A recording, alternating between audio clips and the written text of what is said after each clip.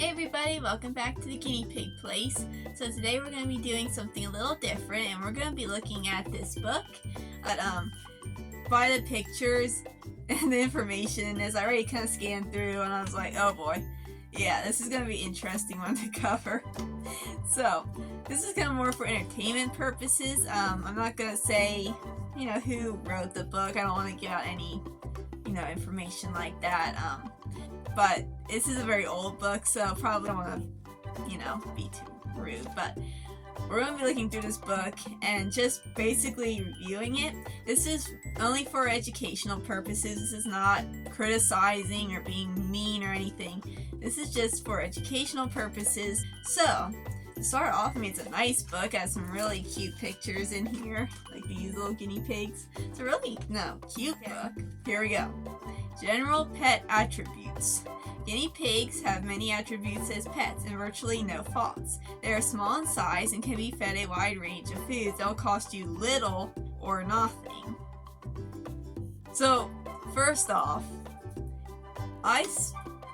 where are you getting your food? Because, to give your guinea pig a proper diet, you need to get them, you have to buy your guinea pig hay. Sometimes if you're lucky, if you're farming yourself, or if you know someone personally, you could get hay for free, but generally speaking, you need to pay for it, and hay, costs you, I get a big bag of it for I think $21, I think is what it goes for. And pellets, a good high quality pellet is about $14 is what I spend. And their vegetables, I spend around $5 of vegetables a week, and that's usually if I have a garden and stuff. And not to mention their supplements. For all the supplements I give my guinea pigs, I spend around $20 total. So I don't know where they're getting that. They're quiet yet have a sufficient range of vocal tones to let you know how they are feeling. That's correct. They are extremely clean in their personal habits and are never aggressive with people or other animals. If they have any drawback at all, it is perhaps that they are very retiring little creatures. This means they're easily frightened by noises or sudden movements, so will scamper for cover at the slightest hint of what they perceive to be danger. So that is true that they are a bit frightened easily, being that they are prey animals. They are hunted in the wild by other animals. But the thing about they are extremely clean, I would not use extremely for guinea pigs being clean. I'd say, compared to rabbits, from my experience, they're cleaner, believe it or not. But, as far as extremely clean, they are not extremely clean and are never aggressive with people or other animals. I have never personally had any trouble with my guinea pigs, biting and stuff, but I have known of some that will bite you if they are feeling threatened. So I would not say they never are aggressive. I'm not to kill you, but very popular exhibition animals. She ready does not. It's okay, Missy. Why are you chirping? It's okay. You don't like this book?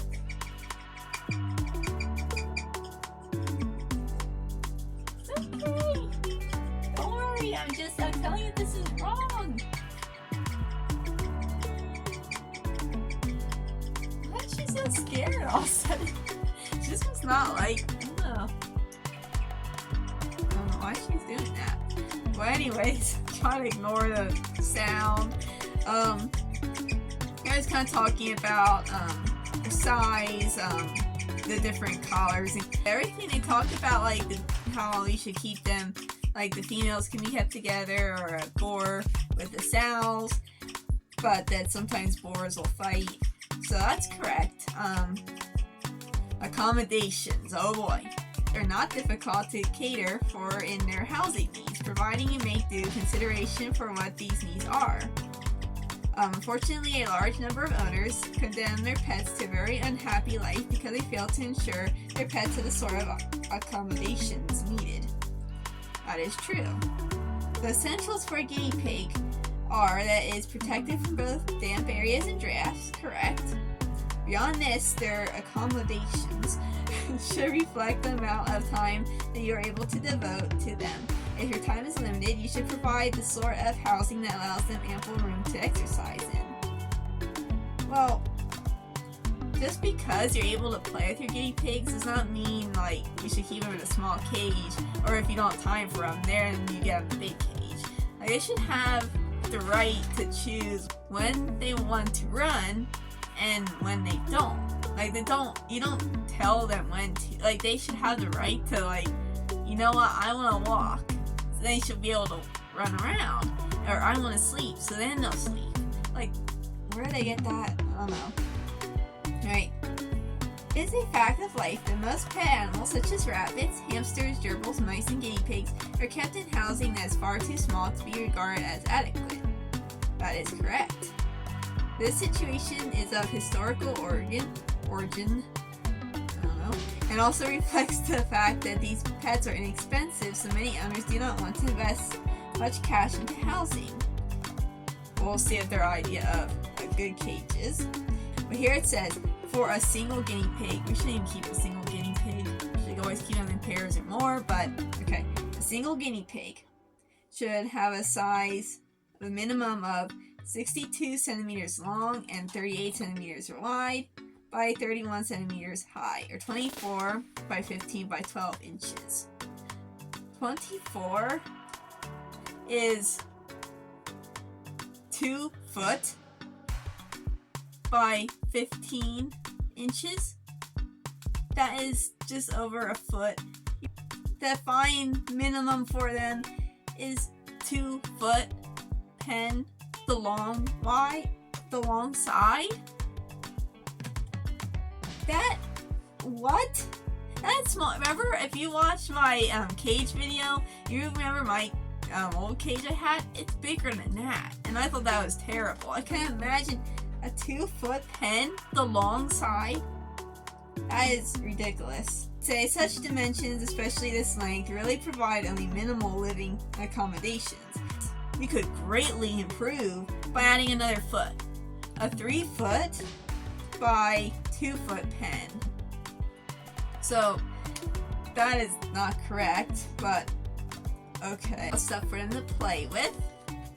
So, they say about using ceramic sewage pipes on the ground for them to run through. That is definitely a good idea. A small soil area that will be enjoyed by guinea pigs to cool off. I never really heard of doing that personally. I know if you would, you'd have to definitely bake the dirt before, because you have to make sure there's no dangerous bugs and whatnot in it that are getting your house or on them. Okay, so now the guy is talking about their own pets, and they say, our rabbits and guinea pigs who shared similar accommodations found snow to be a wonderful thing to play in for a short while. Then they would scamper back to the warmth of their cozy hutch. I guess they had, I don't know. I hope they're saying that the rabbits and guinea pigs were kept in similar cages, but still, rabbits need much bigger homes than guinea pigs do. But, so beyond even that, I hope they weren't keeping them together. That's not safe. I had my bunny and my 2 guinea pigs back before I got Shelby.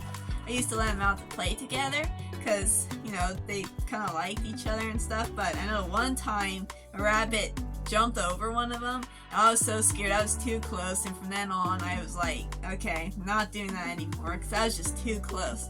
I definitely do not recommend doing that. Here they're showing screen covers to fit a tank to keep your guinea pigs in. So for one thing, don't be promoting fish tanks for guinea pigs. Okay, this cage makes me so sad. For one thing, look how small that is. You don't really see how far it goes back, but it looks tiny. And it has this little door on the top, so they're like shoving the bottle down in. It has this metal floor, and the guinea pig has nothing. It's sitting on a metal floor with this like bedding underneath to catch the pee. And they have like one little food bowl. And that's it. That is just too small. Then for the bedding area, they recommend hay on a paper base, you think, oh, they have all that hay. Well, I don't eat it because I pee on it. So just don't do that. You're saying that newspaper is not safe because of the dyes. That is true. They say here, especially during the winter, be sure the guinea pigs have plenty of hay. It should be checked daily. They will make a nice nest of this. It is not as important during the warmer months, but should still be sufficient for them to make a good lining on top of the paper. What about their food? It's not just bedding that is sufficient in the winter, but not in the summer. Guys, as we all know probably, hay is the main food source for guinea pigs. It's not just bedding, and should be unlimited supply no matter what the season. The hut should be clean as often as the condition suggests, and most certainly once each week. Okay, yeah, that's true. Here they're showing shavings to use. Red cedar. Big no-no. I tried it years back before I knew better, and it was horrible. I figured it out myself without even learning about it. I just it's bad. Don't use it. K-cob, bedding and litter. Natural pine, probably not good. Breed, which ones are going to be a healthy stock? Why do they always, these older books, this is a pet care book, they always bring breeding into the subject. We aren't all breeding our pets. Why is that one of the first things? Okay, nutrition. This should be interesting. Guinea pigs, like most rodents, are herbivores in their dietary needs. This means they eat vegetables, plants, fruits, grain, and its byproducts. What? Like all living forms, they also need water. It should be available to them at all times. Guinea pigs are unusual animals in that, along with humans, apes, and monkeys, they're unable to make their own vitamin C. If their water is freezing in the water bottle, we're talking about what to do if the water freezes. You probably shouldn't be keeping them outside. If their water bottle is freezing, you should probably bring them inside. Oh, look at that cage. That is too small. It's literally a metal box. Those live catch traps, we use those to catch groundhogs so they aren't devouring our garden. That is smaller than the live catch trap, with this metal base underneath to catch their pee, what looks like cedar. A water bottle, the guinea pig's got, I can't even turn around the water bottle there. And a bowl. And that is it. The guinea pig's just sitting there in the middle of this box thing. Okay. That's so sad. Back to the food. The best time to feed fresh foods and mashes is first thing in the morning or in the late afternoon. This is especially so if the guinea pigs are housed outdoors. Okay. Oats, bran, and pellets are supplied more or less on a daily basis, so it is simply a case of topping up their dish as it is emptied. You don't just fill their bowl and wait for them to finish everything and then just dump in another bunch. Guinea pigs are recommended to have 1/8 a cup of pellets per guinea pig. Not to mention oats, bran, they don't really do much for them. All this is just fattening stuff. Fresh foods such as greens or fruits should not be overripe, nor left exposed to flies. Always wash such foods before feeding. Correct. The typical menu. The grain part of the menu is usually crushed oats and bran, but flake, maize, and other grain crops can be fed to your pets, and byproducts of these, such as breakfast cereals and bread, can also be included. Toasted or baked bread is beneficial for the guinea pigs as it provides a hard food which will help keep their teeth in good shape. Dog biscuits are useful for the same reason. Cookies and cakes are enjoyed by guinea pigs, but limit these sweet items as treats. Don't do that! I don't even know where to start, people. Okay, top of the list. Bran, maize, crushed oats, useless source of calories and fillers. They don't need that stuff. Secondly, breakfast cereals and bread. For one thing, what breakfast cereals are we talking about? Are we talking just Cheerios? That's not the best, but it's not like the end of the world. But they should be more specific. Like, you can't just give them just like, you know, Fruity Pebbles or Cocoa Dino Bites for, yeah. And bread is just, if you need it to sharpen your teeth, get them healthy, natural guinea pig. And then dog biscuits. Dog biscuits have meat sometimes, and if they're high quality ones, and I'm sad for the dogs, some don't, but they're salty. A lot of times have meat added, stuffing. Don't give that to your guinea pigs, ever. And cookies and cake, never, under any circumstances, do not give your guinea pigs cookies and cake. It could have chocolate in, it could have egg in, it could have dairy, all the different dairies. You know, chocolate can potentially be poisonous, or is poisonous to guinea pigs. Do not give your guinea pigs cake, not to mention the amount of sugar. Don't do that, ever, ever, ever, ever. Now, vegetables suited to guinea pigs are those likely to be found in the kitchen. Carrots, cabbages, beans, peas, spinach, broccoli, parsnips, and even beets will be eaten according to individual tastes and appetites. One thing, cabbages generally aren't that recommended. Neither are beans. Peas, I'm not real familiar with that. And same with broccoli, not often. And like parsnips and some beets, like I don't really know. I think the beet greens are alright. I'm not real familiar on those. But like carrots, alright, those are safe. And spinach is safe. That's like the only ones I'm like 100% sure are safe. Like, what about lettuce, parsley, kale, collards? You know, stuff you would normally feed your guinea pig. Not these weird just stuff. What are they talking? And potatoes should be boiled first and can then be given in pieces or in a mash. Potatoes are poisonous to guinea pigs. And for one, what are you giving them? Mashed potatoes? People, guinea pigs are animals.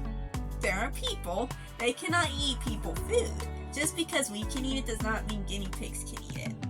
Guinea pigs are animals. They need a diet what they would eat in the wild, not what we eat. It says mix a small salad for the guinea pigs and watch which fruits they obviously like best. These will be the ones eaten first. The potential list of favored wild plants is extensive and includes dandelion, shepherd's purse, bramble, plantain, coltsfoot, wild grasses, clover, chickweed. I'm not real familiar with wild plants so much, so I can't really say which ones, if that's correct or not. If you know, leave in the comments if you're more familiar with those, like which are safe for guinea pigs, because I'm kind of curious now. The rule to apply is, if in doubt, leave it out. I do agree with that, 100%, which includes your cake. Leave that out. Hay is the basic plant food that you should ensure is always available to your guinea pigs. You can purchase this in small bags, or you can locate a local farmer who sells it by the bale. Be sure it is good quality and smells fresh. It will include various wild plants in it. Reject any that shows signs of mold or smells musty. Correct. Feed too much fruits and cause diarrhea. That is true. Here they show guinea pig treats, sugar cane, and these honey bars, these ancient treats. Not look safe for them. Okay, mashes. Oh boy, mashes. I never heard. The only mash I ever give my guinea pigs is critical care if they are sick and cannot chew. Alright, let's see what they say. The basic ingredients will be crushed oats and bran. To these you can add such items as chopped boiled eggs, grated cheese, mashed potatoes, nuts and seeds, and assorted chopped fruits and vegetables. Mix these all together in a bowl, then add just a little warm water. This should only be enough to bring the ingredients together so the mash is moist, not a slobbery mess. It only gets better, guys. You could add a beef extract to the water if required. Milk can be added as the liquid, and you can even add ingredients such as honey. Care is needed with either of these because milk sours very quickly while honey attracts wasps. These can put your guinea pigs totally off eating the mash. I don't think it's the wasps. I think it's what you have in it that's putting them off. No dairy for your guinea pigs. No eggs. Beef extract? What? These are, you just said earlier in this book that they are vegetarians. And now we're talking about adding beef extract. Do they even care? Like, we're talking about, like, dogs or cats here. We're talking about guinea pigs.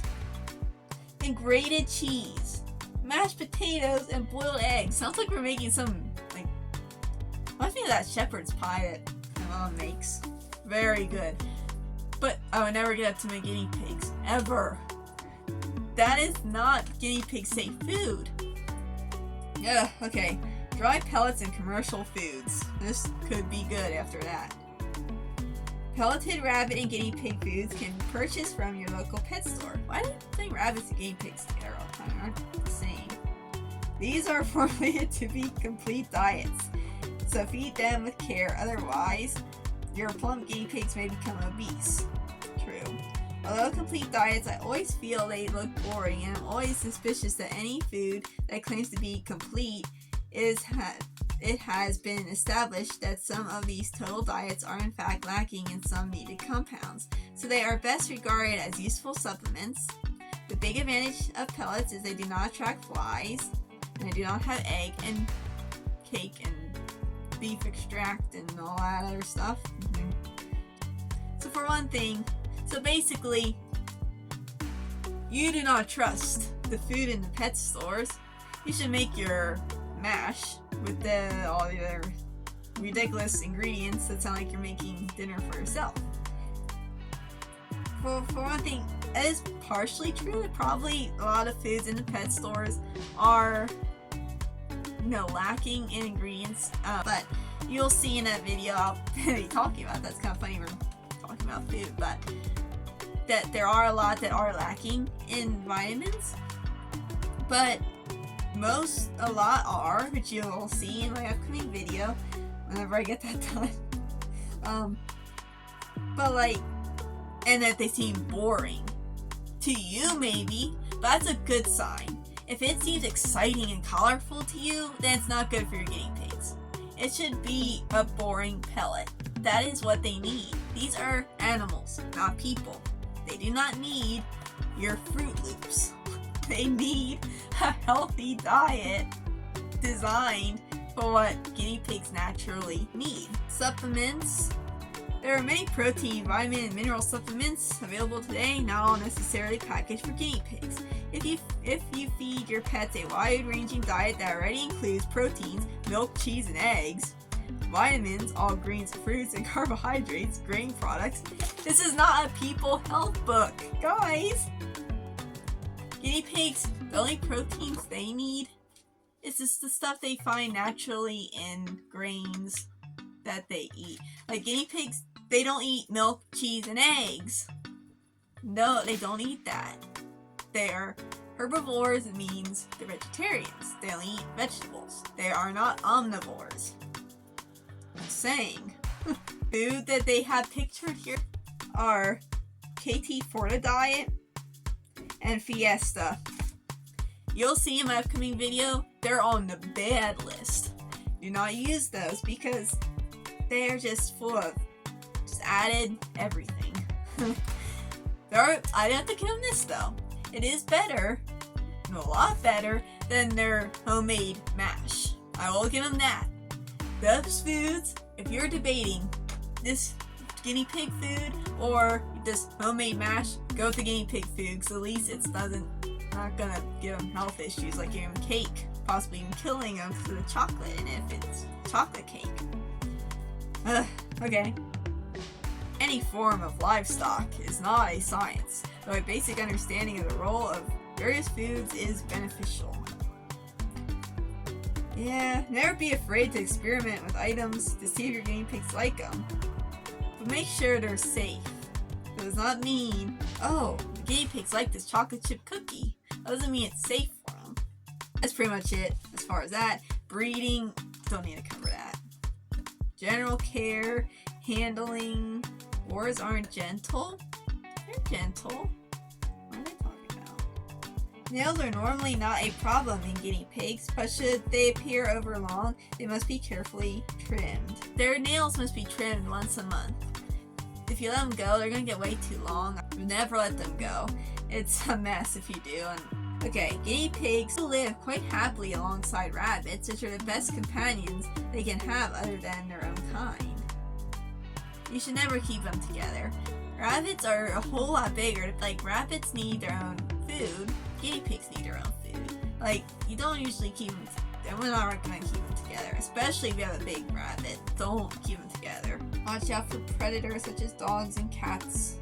Cats can become familiar with guinea pigs, and they can become great friends, but they wouldn't ever trust them with dogs because they're too rough. But like, one thing I noticed, they didn't cover at all like that they need hidey houses and toys to keep their teeth down, not dog chews, and like practical things like that you should know, like how much vegetables.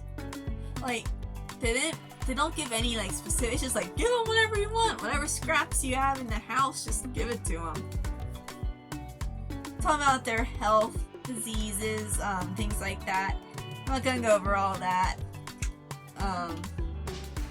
Just their collars. So that's the end of the book. There are some stuff that are true in here. Kind of like statements are true, like guinea pigs should never be kept in too small of habitats. That is true, but their idea of a large habitat is apparently that picture I showed you, which is horrible. Why? That makes me so sad. I almost want to leave a note in here for whoever gets a hold of this, because I am scared if someone gets this and they're like, oh, look at that cage. I just give them this little trap thing, whatever it is. I wouldn't call it a cage. Like, there was no like, alright, sharp chicken wire stuff on the bottom is bad enough, but it doesn't even have like a board to sit on, like a bed or anything. It's just this mesh, and it's plop right in the middle of this cage. It can just literally go in a circle, and that is it. And they're recommending this? Like, that's a good example. This was a humorous how not to take care of guinea pigs book. But alright. Well, now you know what not to do with guinea pigs. Yeah. That was very interesting. So I hope you guys found some humor in this. I sure did. I can't even think straight. I'm so shocked what I just read. Kara's come a long way. Let's end this on a happy note. Kara's come an amazing long way. There's so many good guinea pig YouTubers out there that have amazing information. If you have any questions, I really recommend Little Ventures, Squeak Dreams, Autumn Grace. She has an amazing channel. Oh, there's so many. I go on and on, but there are so many. Those are like my top 3 of my favorite guinea pig YouTubers out there. It's such good videos. I'll again be coming out with more videos soon, kind of depending. I'll try to get that guinea pig food video out soon. Well, it's taking a lot longer than I thought it would, so we'll see. If not, probably, I know one video I was really thinking of doing, if I don't get around to that this week, I will be doing a video on like my first aid kit for guinea pigs. That'd be nice, like a simple one, like a backup, just in case I don't get it all done by this weekend. So be sure to like and subscribe so you can see those videos when they come out. And as always, thank you guys so much for watching, and I'll see you guys next time. Bye! For one thing, they're talking about guinea pigs. They have a picture of a hamster. That's not a guinea pig.